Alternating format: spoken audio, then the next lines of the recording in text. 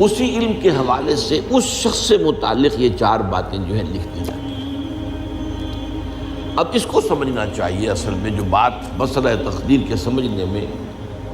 جو یوں سمجھیے کہ ایک بہت آسان فارمولہ ہے اگر سمجھنا چاہے انسان، اور یہ میں عرض کر چکا ہوں کہ سمجھنا چاہیں گے تو سمجھ جائیں گے، تفصیل میں جائیں گے تو الجھ جائیں گے، اور مناظرہ اور مباحثہ کریں گے تو گمراہ ہو جائیں گے۔ چنانچہ اسی پر میں حدیث آپ کو سنا چکا ہوں کہ ایک مرتبہ حضرت ابو ہریرہ فرماتے ہیں کہ حضور صلی اللہ علیہ وسلم برآمد ہوئے اپنے حجرے سے، اور ہم مسجد کے گوشے میں بیٹھے ہوئے تقدیر کے بارے میں بحث کر رہے تھے،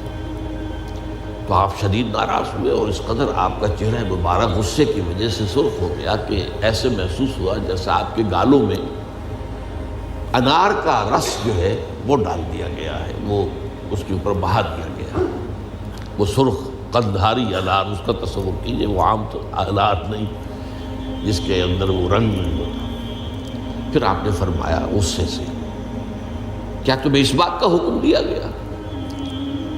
کیا مجھے تمہاری طرف اسی کام کے لیے بھیجا گیا کہ اس مسئلے میں تم بحث کرو؟ عزمت علیکم میں تاکید کر رہا ہوں اس مسئلے میں بحث سے گریز کرو، بحث مت کرو۔ تو یہ مسئلہ اگرچہ اس اعتبار سے بڑا مشکل ہے، اگرچہ سمجھنا چاہیں تو سمجھ سکتے ہیں، لیکن میں ایک اور حدیث بھی آپ کو سنا دوں کہ اس پر ایمان کس قدر لازم ہے۔ یہ ایک تابعی ہے حضرت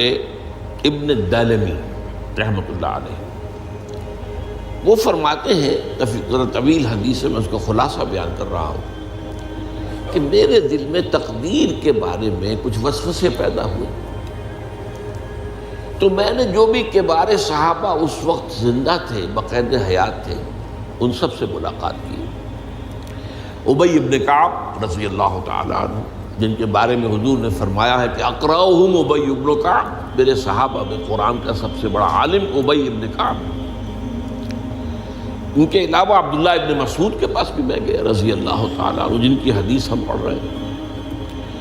حذیفہ بن یمان کے پاس میں گیا رضی اللہ تعالیٰ عنہ۔ ان سب نے ایک بات یہ کہی کہ دیکھو، ایک بات تو یہ جان لو کہ اللہ تعالیٰ کی قدرت سب شے پر حاوی ہے۔ اللہ تعالیٰ اگر لو ان اللہ عذب اہل سماواتہ واہل ارضہ